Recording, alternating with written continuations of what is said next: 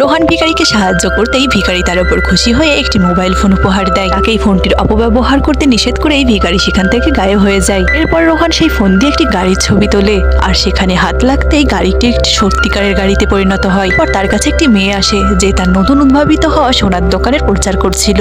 রোহানের মাথায় একটি বুদ্ধি আসে, সে সেই সোনার বারগুলো ছবি তুলে নেয়, আর সেই আগের মতোই সোনার বারগুলো টাচ করতে সেগুলো সত্যিকারের হয়ে যায়। আর সেই মেয়েটির সঙ্গে সোনার ভোল্টে প্রবেশ করে, আর সেখানে সমস্ত সোনার একটি ছবি তুলে নেয়। বাসায় আসতেই তার সামনে সেই সোনার বারগুলো সত্যি হয়ে যায়। তবে সোনা আর টাকা পয়সার দরে সে বড়লোক হয়ে যায়। সে তো বিশ্বাসই করতে পারছিল না যে সে একজন এখন কোটিপতি। দরজা নক হলে সে দরজা খুললেই একটি ছোট্ট কুকুর ছাড়া তার ঘরে প্রবেশ করে। সঙ্গে সঙ্গে তার পাশের ফ্ল্যাটের একটি মেয়েও তার রুমে প্রবেশ করে। তখন সে রোহানের এক ধন সম্পদ দেখে রোহানের সঙ্গে ফ্ল্যাট করতে থাকে। তখন রোহানও তার সামনে শুধু টাকা ছুঁড়ে ফেলছিল আর বলছিল যে মেয়েরা তো শুধু টাকাকেই ভালোবাসে, ভালোবাসাকে নয়। এই অপমানে মেয়েটি রাগান্বিত না হয়ে আরো খুশি হয়ে যায় আর টাকাগুলো উঠিয়ে নিতে থাকে। তো এমন অপমান আর কে কে চাও তা জানাতে কমেন্ট করো।